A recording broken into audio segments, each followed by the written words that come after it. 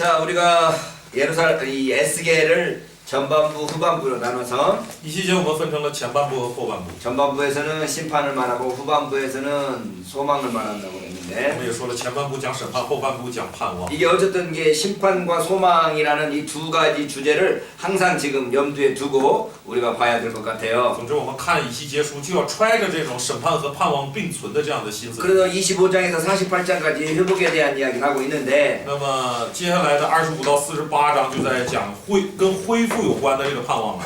33장 21절에서 在33章的21节， 뭐라 그래요? 예루살렘 함락 소식을 듣습니다. 听到了这个耶路撒冷陷落的消息。 여호야긴이 포로가 된 지 12년 됐을 때 在约雅金被掳12年的时候， 586년이죠. 586年代， 예루살렘이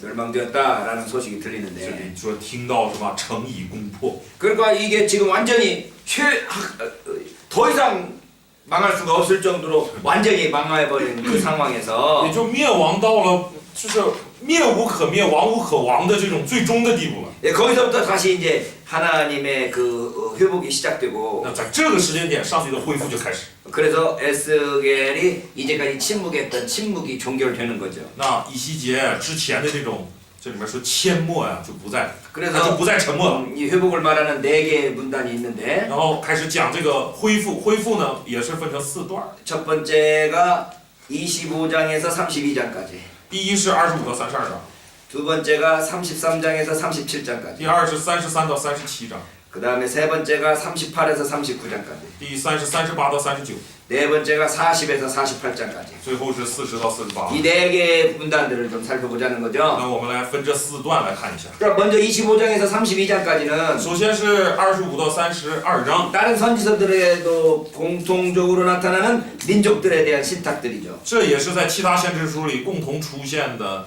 对列国列族的那种这个信托。 하나님이 이스라엘의 하나님만이 아니고 모든 민족의 하나님으로서 上帝不只是以色列的上帝，他是万国的上帝。 하나님께서 모든 민족들을 다스리신다. 上帝治理万族， 그러니 하나님께서 이스라엘을 회복하고 이스라엘의 미래의 행복을 준비하실 것이다. 这样的上帝，他为以色列负责，为以色列的未来做准备。 그래서 이게 이 정말 다른 민족들을 다스리시는 하나님이라는 개념이 바로 이스라엘에게 소망의 근거가 되는 거죠. 所以，上帝是万族的上帝，治理万国的这一点，就能给以色列带来盼望。 그래서 25장에서 네 민족에 대해서 신탁이 있고 간단하게 4개의 민족. 那么在25章呢，有对4个民族的这个信托。 그 다음에 두로에 대해서 석장이라 나와요. 然后关于推罗呢，有3章， 26에서 28장. 26到28章。 이 두로가 그 당시 굉장히 큰 규모의 경제 중심지였네요. 当时的推罗呢，是一个很大的一个经济中心地。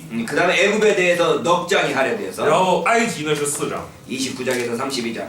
29到32章。 이게 아마 이제 뭐랄까 그 당시 그 국가 세계 정세를 반영한 것일 수 있죠. 极有可能这也反映了当时的一个这个国际形势。 자, 두로에 대한 애가를 우리가 두로에 대한 애가는 에덴 동산 전승에 호소하고 있고 我们认为啊，关于推罗这个哀歌呢，反映出了에덴 동산의 전승을 거기에서 사용하고 있다고. 就是这个推罗的哀歌里面呀，使用了就是说伊甸园的传说。 우리가 이 구절 읽었었죠. 我们也读过这个经文了。 그 간격설 말하면서 在讲这个间隔论的时候，我们 그 영적인 타락을 말하는 걸로 해석하는 것들이 있다고 就 그랬는데 是把以西结书的这段经文使用为这种就是属灵的解释了。 그 두로를 이야기하면서 에덴까지도 불러내서 묘사하고 있는 거죠. 所以在讲论推罗的时候，甚至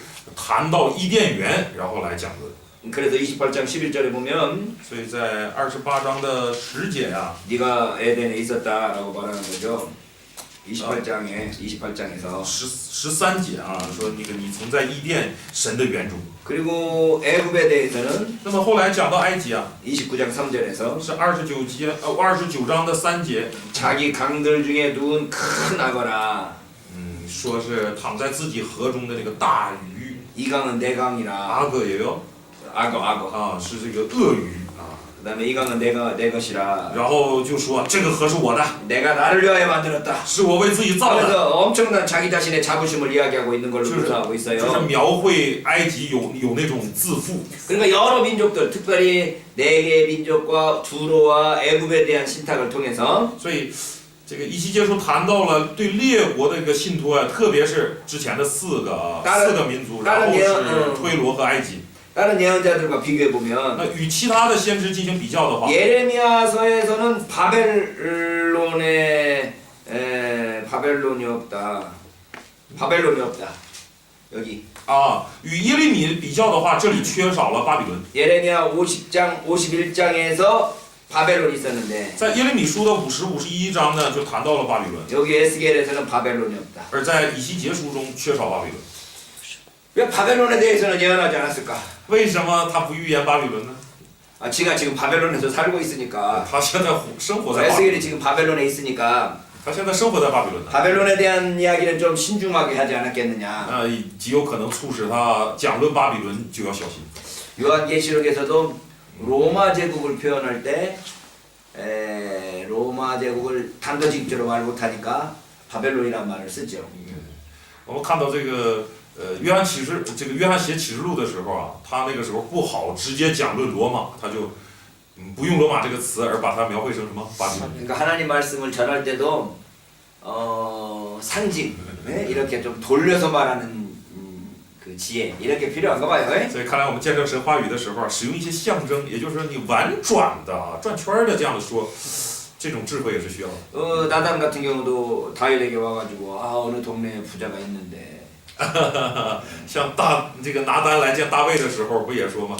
这个举了一个例子啊，有一个财主， 양 99마리를 가지고 있으면서 옆집에 있는 양 한 마리에 있는 양을 보고 그 양을 뺏어갔답니다. 他有99只羊，然后他的邻舍只有一只羊，他把人家的抢了。 다윗이 와가지고 어떤 놈이 그런 놈이 있어 그거 당장 죽여 막 이래가면서 하니까 大卫气坏了，说什么样的家伙，马上治死他。 이게 바로 당신이요 然 그러잖아요. 后拿来这个时候才说就是。 그러니까 여기 지금 바벨론에 대한 이야기가 없는 건 所以这一段呢，没有谈巴比伦。 없다고 하더라도 여러 모든 나라들을 다 다스리신 하나님이 뭐 바벨론도 역시 포함된 걸로 암묵적으로 이야기할 수 있는 거죠. 虽然他没有直接谈巴比伦，但是他谈到列国，并且讲上帝掌管列国呢，想必就是他暗示巴比伦也在上帝手中。 28장 25절에서 26절은 28章的25到26节 그 呢， 여호와가 이 모든 민족을 통치하신 결과가 무엇인가를 말해주고 있는데 这里在讲上帝统治列邦的结果是什么？ 민족들이 패배함으로 하나님의 주권이 강화되고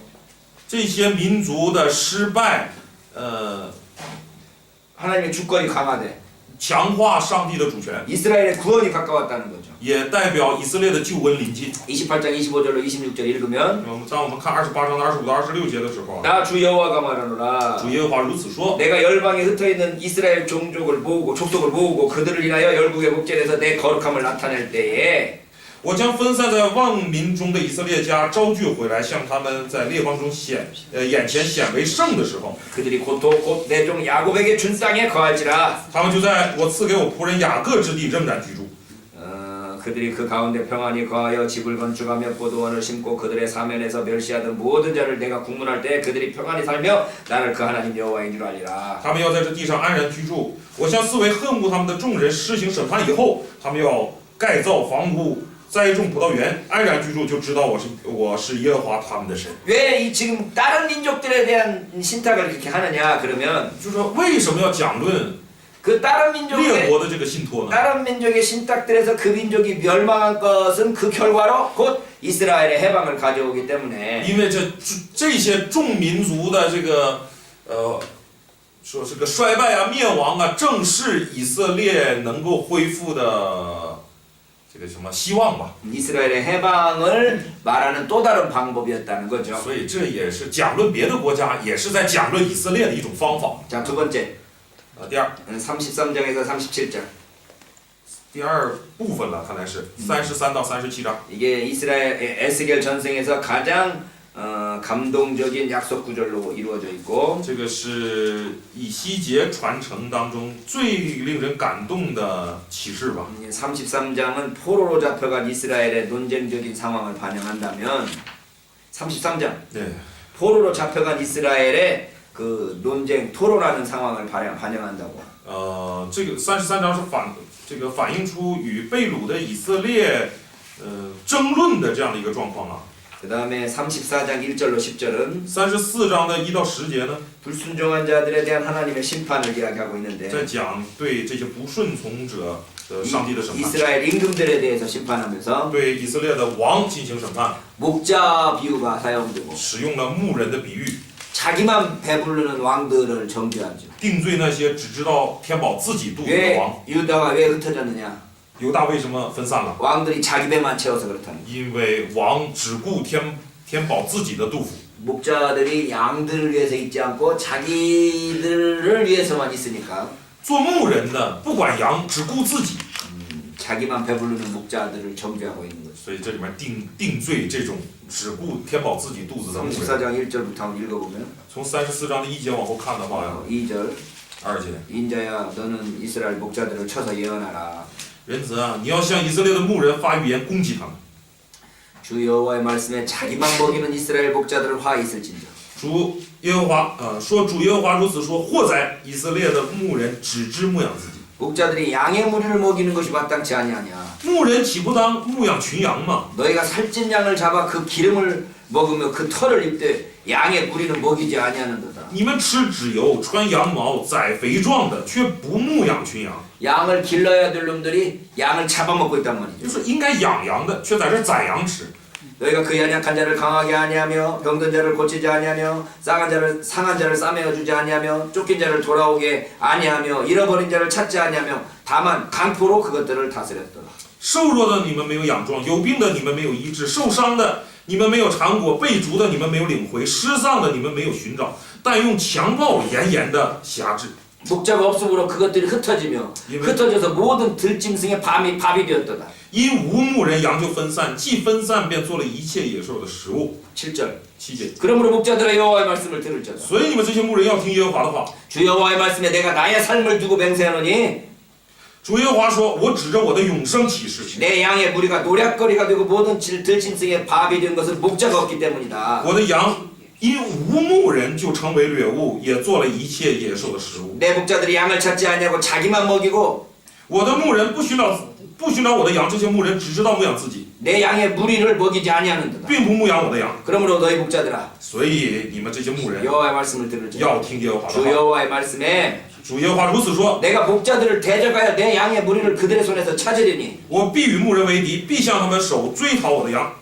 목자들이 양을 먹이지 못할 뿐만 아니라 그들이 다시는 자기를 먹이지 못할 것이다. 使他们不再牧放群羊，牧人也不再牧养自己。 내가 내 양을 그들의 입에서 건져내서 다시는 그 식물이 되지 않게 하리라. 我必救我的羊脱离他们的口，不再做他们的食物。 자, 너희들이 양을 기르기는커녕 그 양을 잡아먹으니 说你们既然不但不放羊，不牧养羊，还自己宰羊吃。 내가 친히 그들의 목자가 되어서 그 양들을 내가 키우지 너희들에게 맡기지 않겠다. 既然如此，我亲自做牧人来牧养他们，不用你们了。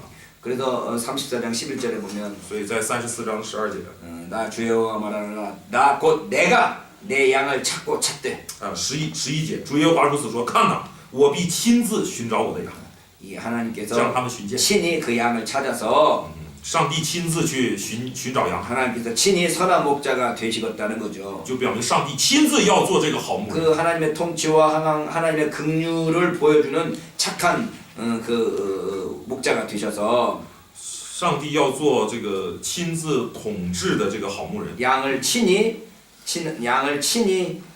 먹이는 목자가 되시겠다. 하나님이 친히 목자가 되어 주시겠다는 거죠. 也就是上帝要亲自做这个来亲自喂养羊的这个好牧人。 이게 이제 신약 성경에서는 계속 양의 비유로 목자의 비유로 나타나고 있죠. 所以这个在新约圣经里面经常出现这个牧人和羊关系的比喻。 마태복음 25장 31, 46, 马太福音的25章31절 46절 31到46节， 양과 염소의 비유죠. 这是山羊和绵羊的这个比喻。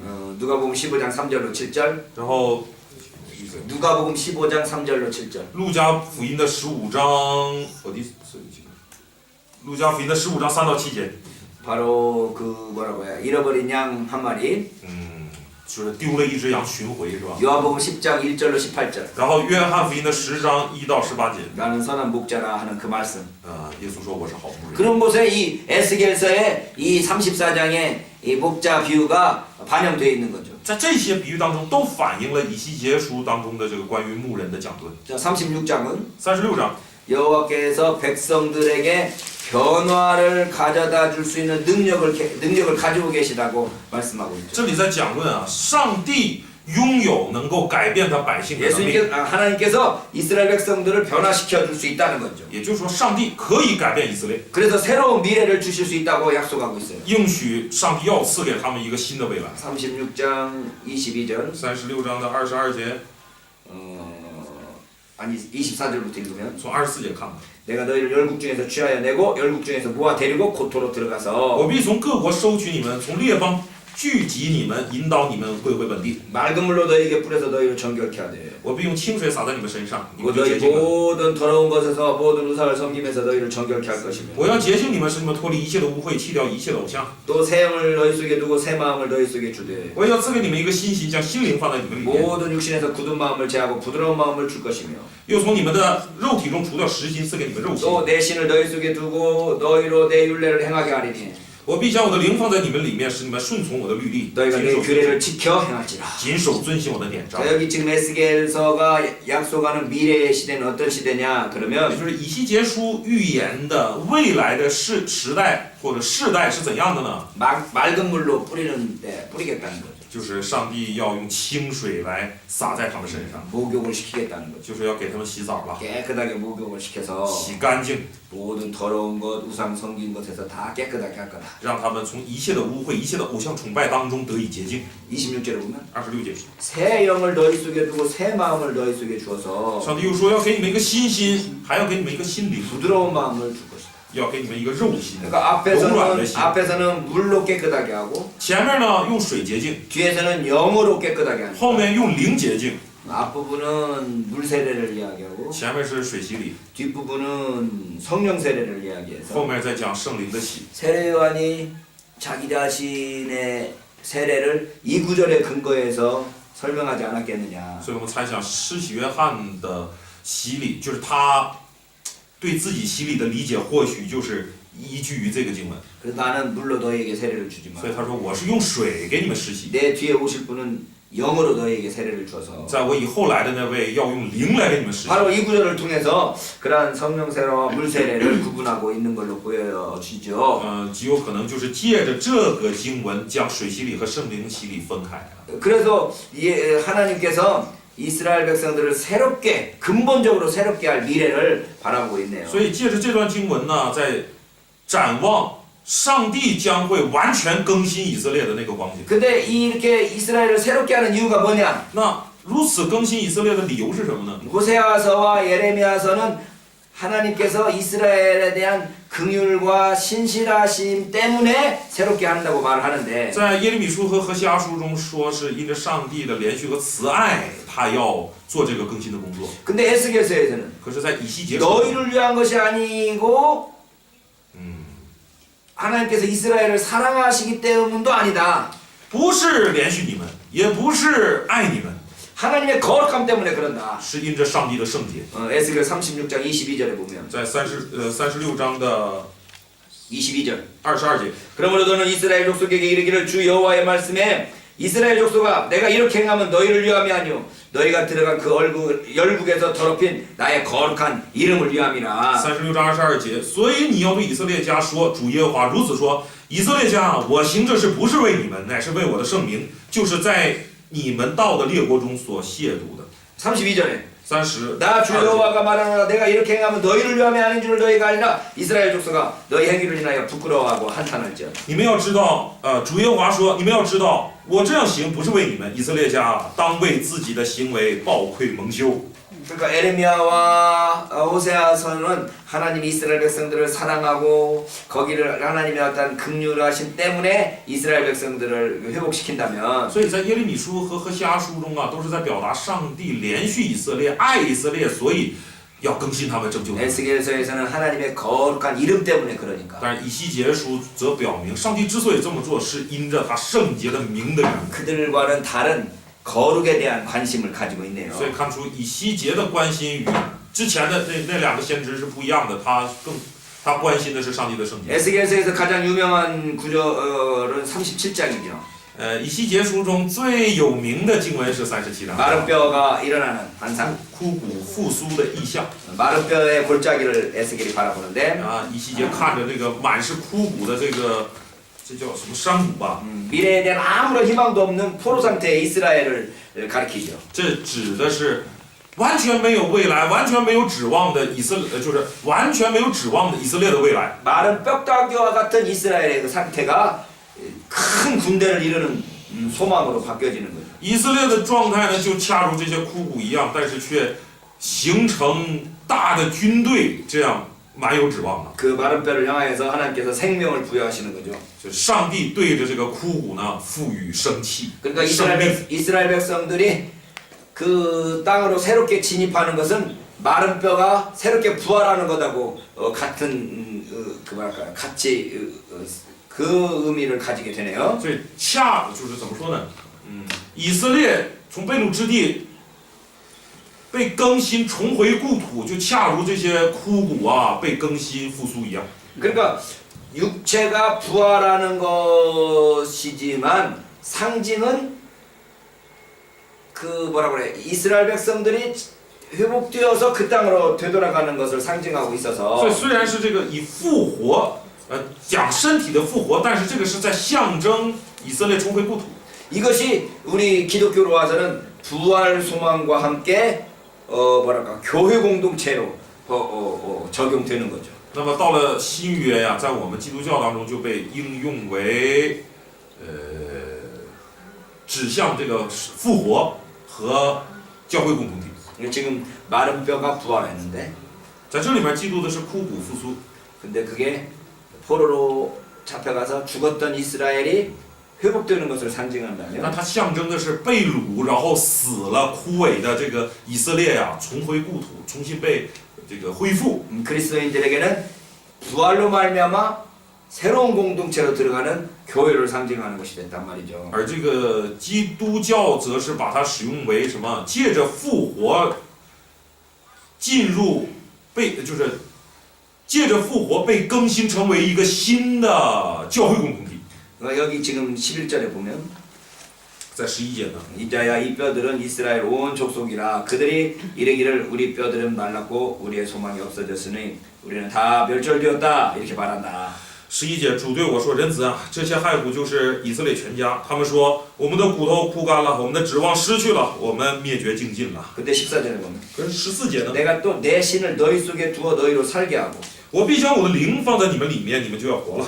또 내가 너희 고토에 거하게 하리니 我要将你们安置在本地。 여기서 성령이 오심으로써 이들이 이 생명을 얻게 되는 거죠. 这里面在讲论因着圣灵的临在呀、使得这些人得新生命。 그러니까 여기서 하나님께서 이들을 살리시고 이들을 움직이시는 목적이 뭐예요? 所以上帝救活他们，使他们动起来，目的是什么？ 하나님의 이름을 위해서 是为了神的圣名， 하나님의 거룩한 이름을 위해서 그렇게 하신다는 거예요. 为了神圣洁的名，上帝要这样做。 우리가 양면성이 항상 있어요. 这两面呢， 하나님 总是 자신을 存在。 위해서 그렇게 하시는 건데 그게 결국은 우리들을 위한 것이 되고 就是上帝的确是为他自己做的，但是这也是为我们做的。 우리들을 위한 것이지만 사실은 그 궁극적인 목적은 하나님 자신을 위한 것인 거죠. 上帝的确是在为我们做，但是那个究极的那个意义呢，也是为他自己。 사실 우리가 하나님의 영광에 대해서 뭘 할 수 있는 능력은 없어요. 实际上，人呐，不存在能够为神的荣耀做什么的这个能力，没有。 뭐 공중을 향해서 침을 뱉는다고 해서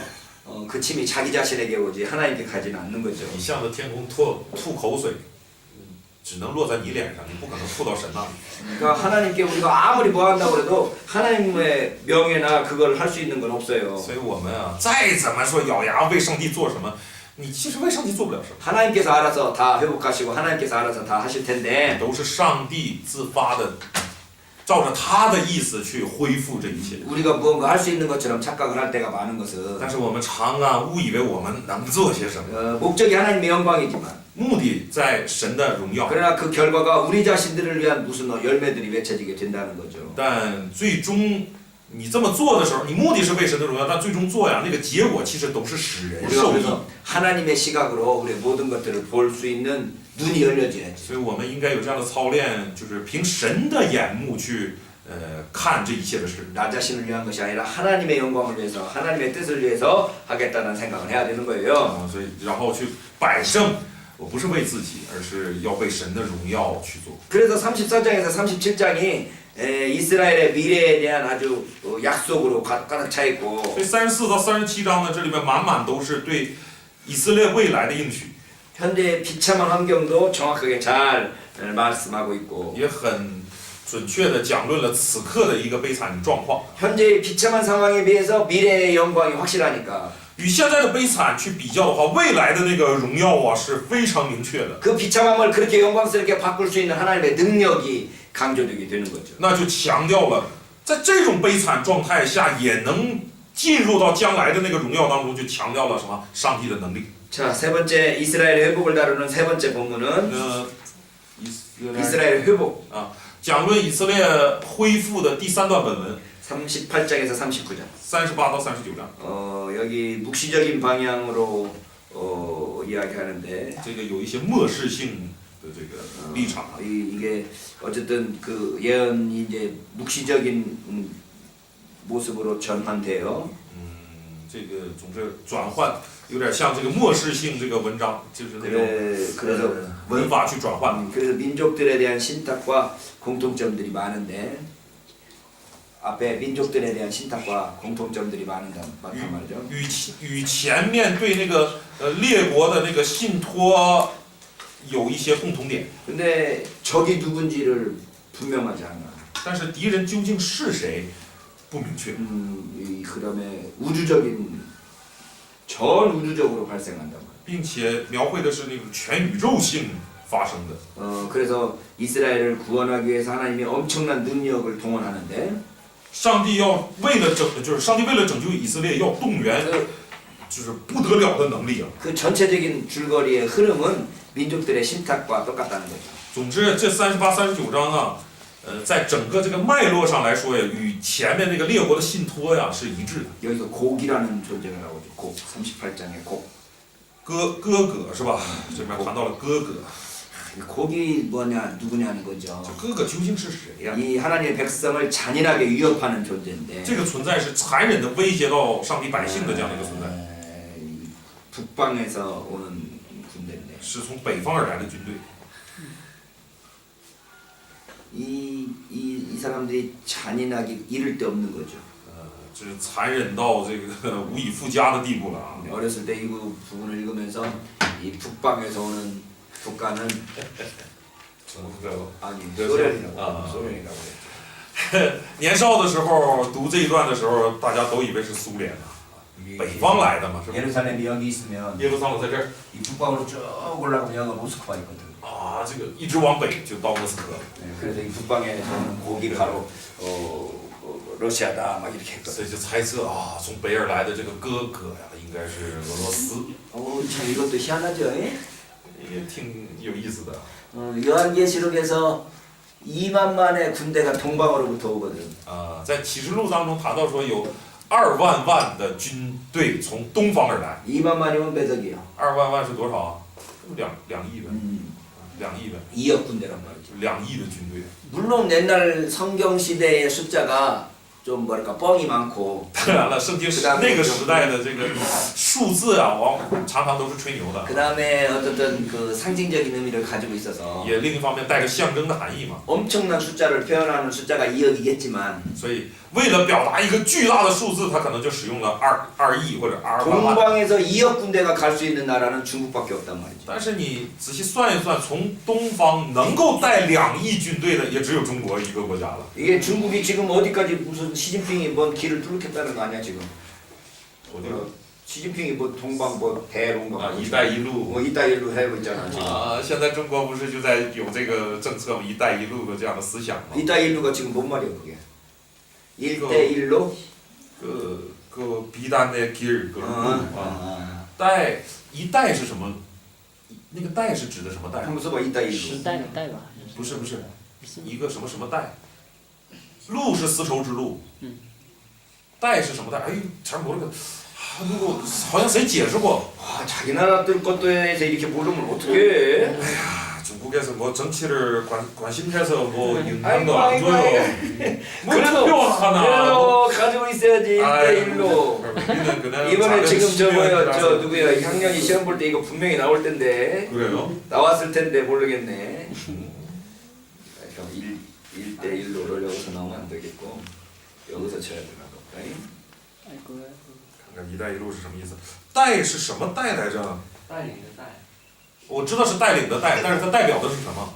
就是它应该是指一个地带，路是那个丝绸之路，带是是一代人吧？不是不是，地带的带。 1대1로 육해상 실크 신실크로드를 주장해서 네. 이렇게 쓰는 거야.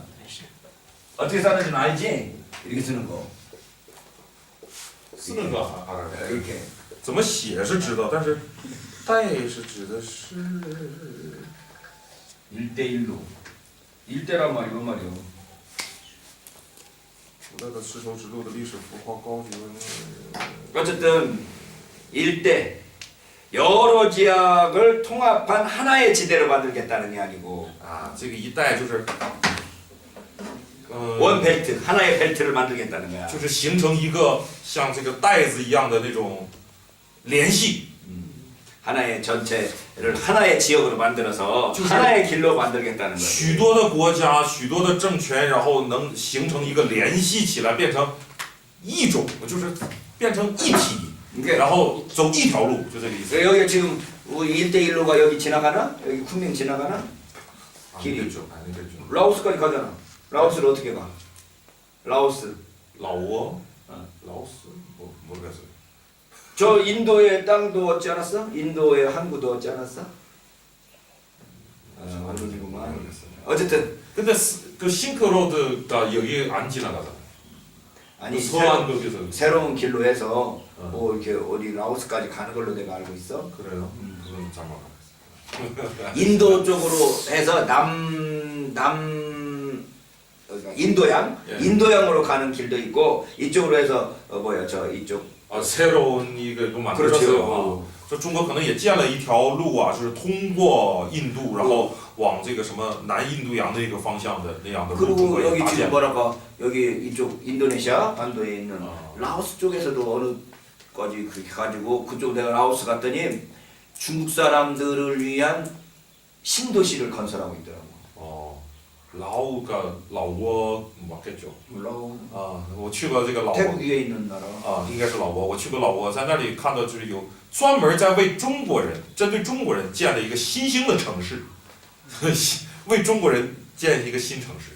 그러니까 어쨌든 이 중국 쪽에서 2억의 군사가 예루살렘으로 진격한다 뭐 이렇게 지금 해석을 하거든. 所以啊，当看到这个经文说2万的这个军队从东方而来，就猜测哦， 对中国有2亿的这个人就带过来了。 그러니까 어렸을 때는 그러니까 막 그냥 완전히 환상적인 꿈이었는데 总之，年少的时候读圣经的时候都是这种幻想。 좀 이제 성경 해석학을 배워보라니까 아 그런 해석들은 안 되는구나 잘못된 해석이구나 이렇게 배웠는데 后来学一学这个圣经，这个释经学以后才知道啊，这 또 些 이제 都是 또 不应该这么解释的。 더 고민하다 보니까 이런 것들 이렇게 북방으로 저렇게 가고 중국의 이게 1대1로 정책들이 막 지금 확장되고 저 트럼프 같은 놈이 갑자기 예루살렘을 이스라엘의 수도로 선포하고 이런 거 보니까 그렇게 해석하는 것이 진짜 맞나 이런 생각이 들잖아요.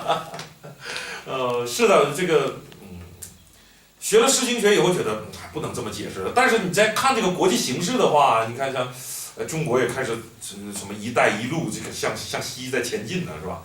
然后这个像特朗普这样的人也突然站出来说，就直接宣布了耶路撒冷就归犹太人，是这个犹太人的首都。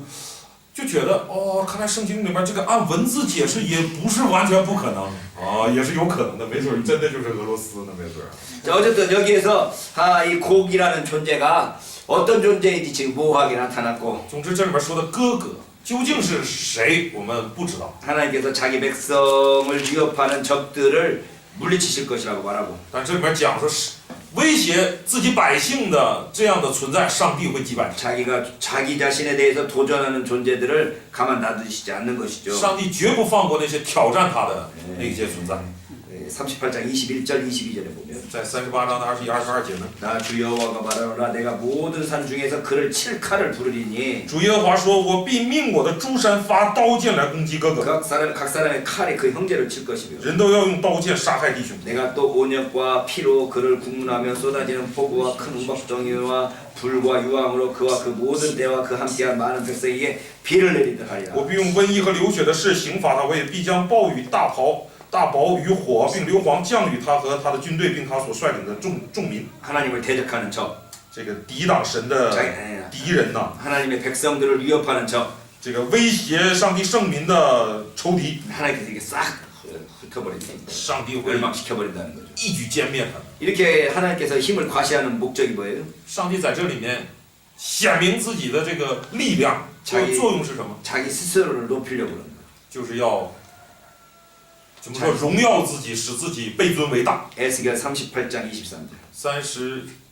38장 23절. 23节， 이와 같이 내가 여러 나라의 눈에 내 존대함과 내 거룩함을 나타내어 나를 알게 하리니 그들이 나를 여호와인 줄 알라. 啊，几节23节说：“我必显为大，显为圣，在多国人的眼前显现，他们就知道我是耶和华。” 39장 7절.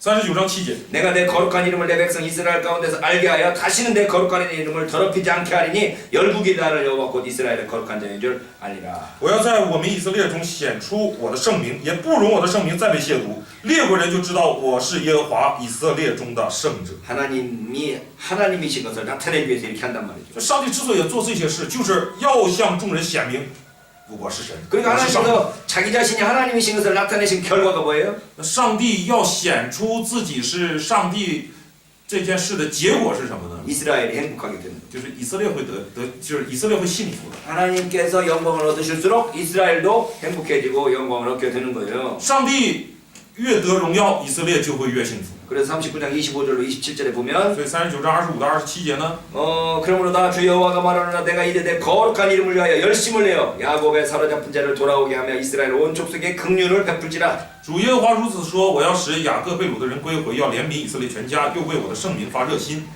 그들이 그 땅에 평안히 거하고 두렵게 할 자가 없게 될 때에 부끄러움을 품고 내게 범한 죄를 뉘우치리니. 他们在本地安然居住，无人惊吓，使我将他们从万民中领回，从仇敌之地召来。 곧 내가 그들을 만민 중에서 돌아오게 하고 적국 중에서 보아내어 열국 목전에서 그들로 인하여 나의 거룩함을 나타낼 때라. 啊，我在许多国民的眼前，在他们的身上显为圣的时候，怎么样？ 그러니까 여호와가 높아지는 것은 필연적으로 이스라엘의 행복을 가져오는 거예요. 所以，上帝被高举，就必然带来以色列的幸福。 이 여기서 지금 곡과 마곡이 누군가에 대해서 정확하게 말할 수가 없어요. 这里面谈到的哥哥和马哥究竟是谁？是哪里？我们真不知 그래서 道。 지금 제가 금방 말한 것처럼 끊임없이 그 해석이 여러 가지 모습으로 나오는데 那讲论这一点呢，就像我刚才所说的，是俄罗斯呀，是什么？就是各种猜测都有。 중요한 거 보면 예루살렘이 회복될 거고 이스라엘이 회복될 거라는 거란 但 말이죠. 重要的不在那里，重要的是以色列会被恢复。 그럼 이스라엘이 회복되기 위해서 이 에스겔에게서 가장 필요한 그 멸망시켜야 될 적은 바벨론이기 때문에 那么，为了使以色列恢复，需要被毁灭的仇敌，就目前来说的话是巴比伦。 이 곡이 바벨론을 상징하는 것일 가능성이 있죠. 所以哥哥呀，象征巴比伦的可能性是很大的。 왜냐하면 이스라엘이 행복하기 위해서 지금 필요한 건 뭔가 하면 바벨론이 방해해야 돼. 因为对以色列的幸福来说，此刻最需要的是巴比伦的灭亡。 하나님께서 스스로 높아지심으로 이스라엘이 행복해진다고 그랬는데 上帝，我们刚才说了，上帝的那种怎么说？上帝被抬举才能带来以色列的幸福。 근데 그 하나님께서 자기 자신을 높이시기 위해서 곡과 마곡을 멸망시킬 것인데 那上帝为了使自己被抬举、被高举，他就要灭掉这个哥哥和雅那个马哥。 이스라엘이 행복하기 위해서 멸망해야 될 나라는 바벨론이니까 那以色列就此刻来说要幸福的话，被灭亡的应该是巴比伦才行。 그러니 이게 지금 곡과 마곡이 바벨론을 상징할 가능성도 있다. 所以 이렇게 这 볼 수 个 있네요. 哥哥和马各极有可能是在象征。 자, 네 번째 단위는 第四段 40장에서 48장. 40到48章， 여기서는 성전이 회복되는 걸 보여주고 这里显明了圣殿被恢复， 그래서 여호와의 임재가 회복되는 것을 보여주네요. 能看到上帝的临在又恢复了。 이게 성전이 회복된다라는 것이 이스라엘 백성들 지금 유대인들에게 있어서 가장 중요한 그 뭐랄까요 궁극적인 미래의 모습이죠. 就是说这个圣殿的恢复啊，是以色列民就是对现在的犹太人来说也是最终极盼望的吧。 그래서 지금 에스겔이 상상하고 있는데 在以西结的这一段，以西结书中的这一段就有这个想象， 학계 스가랴 시대에 이루어졌죠. 而在哈该撒加利亚那个时代就成就了。 근데 에스겔 이전에 이사야와 에레미야 전승에서도 이미 언급되었던 내용이야. 这个内容也是在以西结之前的以赛亚和耶利米这个传承当中都提到过。 그러니까 이사야 에레미야 시대 때 이미 예고되었고 所以以赛亚和耶利米的时代都已经预告了， 에스겔이 상상하던 것이 那以西结来想象， 학계와 스가랴를 통해서 이루어졌는데 又通过哈该和撒加利亚成就了。 에스겔은 그걸 아주 자기가 제사장이기 때문에 那这个以西结因为是祭司嘛， 그거에 대해서 아주 굉장히 잘 알고 있잖아요. 所以对此呢他知道的更详尽， 그러니까 아주 정확하고 상세하게 묘사하고 있는 걸 所以 보여요. 他就更精确呀、更详细的呀这样的进行描述。 여기서 나타나는 두 가지 요점이 있는데 这里面有2个要点， 43장 1절에서 5절 43章的1到5节， 하나님의 영광이 예루살렘으로 돌아와서 上帝的荣耀归回耶路撒冷， 깨끗하게 된 성전에 하나님께서 거하게 되는 거예요. 上帝又重新居住在洁净了的圣殿里。 이 43장 1절에서 5절에서 하나님께서 예루살렘 성전으로 되돌아와요. 就是43章的1到5节，看到上帝回来了。 그게 되돌아오기 위해서 40장과 42장에서 아주 그 성전 제도들을 세심하게 재정비해야 돼. 为了能够做到这一点，为了能够洁净圣殿，使上帝回来，那在前面40到42章这一段就将圣殿的那个制度呀，非常详尽的重新规划出来 그러니까 ， 성전의 제사 제도들이 막 재정비되고 새롭게 확립돼야 된단 말이죠. 就是要重新确立、重新树立好这种献祭制度， 그래서 여호와의 영광이 귀환을 하는데 然后上帝的荣耀就回来了， 그 하나님께서 다시 되돌아온단 말이죠. 也就是上帝回来了。 근데 우리가 앞에서 9장 10장에서는 하나님의 영광이 떠났었는데 在前面9到10章，我们看到上帝的荣耀离开了， 성전에서 하나님의 영광이 떠났던 上帝 하나님의 的 영광이 荣耀离开圣殿。 이 44장 1절로 3절에서는 다시 하나님의 영광이 되돌아오는 거예요. 那43章1到5节，我们看到上帝的荣耀回来。 그 하나님의 영광이 되돌아오는 것을 지금 여기서 묘사하고 있네요. 是的，这里描写了荣耀回来。 자, 그럴 때 제사장의 관점에서 하나님께서 내리시는 최고의 징벌은 뭐냐? 所以从祭司的立场来看，上帝对以色列降雨的最大的惩罚是什么呢？ 하나님께서 떠나시는 거예요. 就是离开以色列。 그러면 제사장 시각에서 회복하는 것에 가장 중요한 게 뭐냐? 那从祭司的视角来看，上帝最大的恢复是什么呢？ 하나님께서 다시 임재하시는 거예요. 就是上帝回来。 그러니까 최고의 형벌이 하나님께서 떠나시는 것이고 최고의 회복이 하나님께서 다시 오시는 거니까. 所以最大的惩罚就是上帝离开，最大的恢复就是上帝回来。 그러니까 에스겔은 지금 하나님의 성전으로 하나님께서 다시 임재하는 것에 대해서 굉장히 강조하고 있는 所 거죠. 以以西结在这里非常强调上帝临在这个重新回到圣殿的这个场景。 그래서 이 새로운 성전에서는 레위인이 아닌 사독의 후손이 나타나네요. 所以在这个圣殿里面呢，不再是说利未人，而是说撒都的后裔啊。 제사장의 하위 계급으로 이해된다는 거죠. 哈维 낮은 계급. 이해안 됐어요. 제사장들보다 낮은 계급. 사도의 후사면 누가 제사장의 낮은 계급으로 이해된다는 거야. 누가? 누가 그렇게 낮아진 제사장의 낮은 계급으로 이해되느냐? 44장 9절로 14절. 先看一下吧，44章的 9절 9节， 이스라엘 족속 중에 있는 이방인 중에 마음과 몸이 할례를 받지 아니한 이방인은 내 성소에 들어오지 못할지라. 主耶和华如此说：以色列中的外邦人，就是身心未受割礼的，都不可以入我的圣地。 이스라엘 족속이 잘못하여 나를 떠날 때 레위 사람도 잘못하여 그 우상을 쫓아 나를 멀리 떠났으니 그 죄악을 감당하리라. 当以色列人走迷的时候，有利未人远离我，走迷离开我，随从他们的偶像，他们必担当自己的罪孽。 그러나 그들이 내 성소에서 수종들어 전문을 맡을 것이고 然而他们必在我的圣地当奴役，照管殿门。 그들이 어쨌든 백성 앞에서 수종들게 되는데 在百姓面前伺候他们。 그들로 그 뭐랄까 제사장 직분 행치 못하게 할 거다.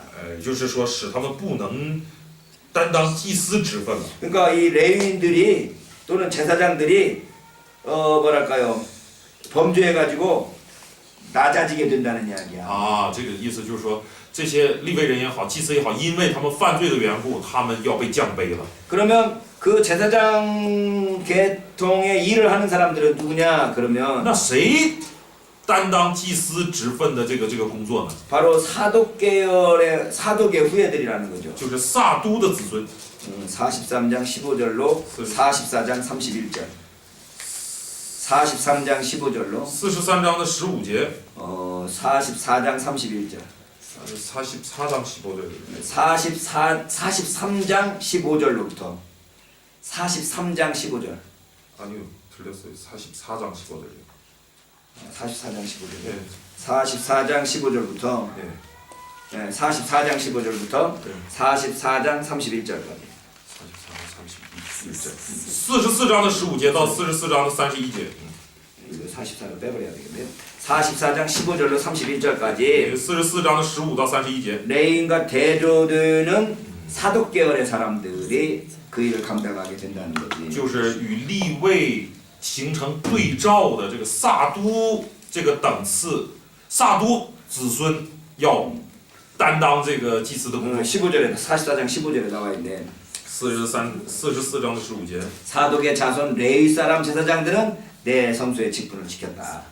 祭司利未人撒都的子孙仍看守我的圣所。 이게 다른 제사장들은 이스라엘 백성들이 타락할 때 같이 더불어서 타락했는데 这其他的那些祭司呢，在以色列人堕落的时候，都随从他们一起堕落。 사독의 자손 레위 제사장들은 그걸 끝까지 지켰으니까 而撒都的这个子孙呢，作为祭司仍然坚守着。 이 사람들이 어쨌든 주도자가 되고 所以这些人呢，要成为主导者。 타락했던 제사장들은 이 비천하게 된다는 那 이야기죠. 其他堕落的那人就要被降卑了，要悲惨。 그래서 에스겔서는 그 아론 제사장직에 더 가깝게 간다고 말하는 거죠. 也就是说， 아론 제사장, 아론계 제사장. 也就是说，撒都这个子孙的这个祭司呢，更接近于亚伦等次的祭司。 예레미야서는 레위적인 제사장의 강조점을 가진다면 에스겔서는 아론계 제사장에 더 가깝다는 거예요.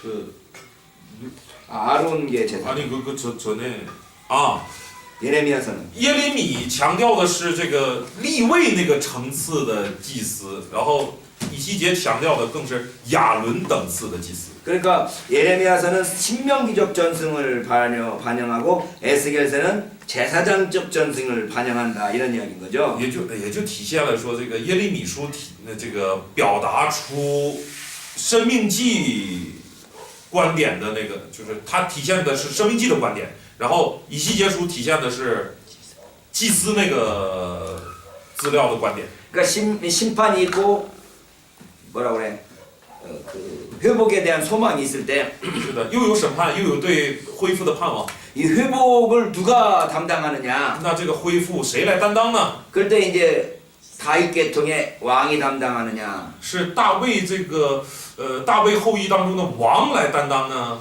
레위 계통의 제사장들이 담당하느냐? 还是利未后裔当中的祭司担当呢？ 아론 계통의 제사장이 담당하느냐? 还是亚伦后裔当中的祭司来担当？ 사독 계통이라고도 해놨네. 사독. 这里面说是撒都啊，撒都后裔。 그래서 메시아가 올 때 메시아가 왕적인 메시아냐 제사장적인 메시아냐 이렇게 또 나눠지는 거죠. 也就带来这样的思考，就是说，当弥赛亚来的时候，他是属于王的那种弥赛亚呢，还是祭司这样的弥赛亚？ 그러니까 예수님께서 오셔가지고 예수님이 다윗의 자손이다라고 말하는 것은 왕적인 제사장을 가리키는 거고. 所以当耶稣来的时候说他是大卫的子孙的时候，就指他是王那个层次的弥赛亚。 예수님께서 또 성전에 가서 성전을 뒤집어 엎으시면서 깨끗하게 하라라고 하시는 것은 이 제사장적 또 제사장적 메시아를 또 보여주는 거라. 而耶稣进到圣殿里面洁净圣殿，又显明他是祭司这种程度的弥赛亚。 메시아. 그럴 때 왕적인 메시아와 제사장적 메시아가 연결되는 존재가 누구냐? 그러면 멜기세덱이었던 거죠. 哦，那又能什么呢？将王和祭司这两种程度的弥赛亚能联系到一起的那个人呢，就是麦基洗德。 10편 110편에 의하면 在诗篇110篇 왕이면서 동시에 제사장인 존재. 啊，就谈到了又是王又是祭司的这样的存在。 이 구약에서 왕이면서 동시에 제사장인 존재를 찾으니 그게 멜기세덱이라서. 所以在旧约去寻找这样的人物，又是王又是祭司的是谁呢？就是麦基洗德。 그래서 예수께서 멜기세덱의 반차를 쫓는 영원한 대제사장이다라고 표현을 하는 거죠. 所以就把耶稣表达成是按着麦基洗德的等次，又做王又做祭司，而且是永远做祭司的。 그게 110편에 나와 있는데 这是在诗篇110篇。 그 10편 110편이 다윗의 시라고 되어 있어요. 那又是大卫的诗。 근데 그 10편을 배경을 살펴보면 왕이면서 동시에 제사장이었던 존재가 어디 있나 그랬더니 那按照他的这个背景去查看呢，说谁是又做王又做祭司的呢？ 마카비 혁명 이후에 힐카누스 3세일 거예요. 3세가 왕으로서 내가 제사장 할란다라고 하는 걸 선언하거든. 因为在这个马加比革命之后，在这个哈斯摩尼王朝王朝，在那个王朝当中，如果也有，不是3세， 힐카누스 3세. 힐카누스. 希尔卡努斯，就姑且听这个音吧。希尔卡努斯3世，他就是做王的同时，他主张自己也同时担当这个祭司的职分。 그러니까 이런 선지서들이 미래의 회복을 예측하는데 각각 다른 강조점을 가지고 메시아 시대를 지금 예측하네요. 所以这些先知书啊，都在预测未来，但是都带着不同的这个弥赛亚，각각 다른 관점의 메시아를 지금 아. 예상한다고. 都是带着不同的视角或者不同的预想，在预想这位弥赛亚。 특별히 예수께서는 제사장계 전승으로서 那以西结书呢，是作为祭司体统的， 성전의 회복을 강조하는데 他在强调圣殿的恢复。 이 47장에서 생명수의 물이 성전 문지방에서 흘러나오죠. 47章就记录有活水从圣殿前面流出来， 하나님의 생명수가 성전에서 흘러나오는데 从神而来的这个生命水啊， 이게从圣殿流出来， 에덴 동산에서의 강물을 상징하고 象征着伊甸园里的那个 모든 河水。 모든 피조물의 생명을 유지하는데 반드시 필요한 거였던 거죠. 这样的活水就是一切的生物生存所必须的， 그래서 성전이 새로운 창조의 중심이 되는 거죠. 所以圣殿就成为新创造的核心中心。 이 성전이 새로운 창조의 중심이 되고 있는 거예요. 圣殿乃是在新创造当中处核心地位。 그래서 예수님께서 예수님의 재판받는 모습에서 보면 예수님의 가장 큰 죄 중에 하나가 뭔고 하면 성전을 다시 짓는다라고 말했다는 거잖아요. 我们知道耶稣后来被定罪处死，在他的这个罪名当中，最大的罪名就是他指着这个圣殿说要重建。 그러니까 구약 성경의 그 다양한 그 메시아에 대한 관점이 다 예수님께 지금 적용되고 있는 我 거네요. 们看到旧约当中的多样的那些观点都在耶稣身上作用。 이 47장 13절에서는 在47章的13节呢， 지파별로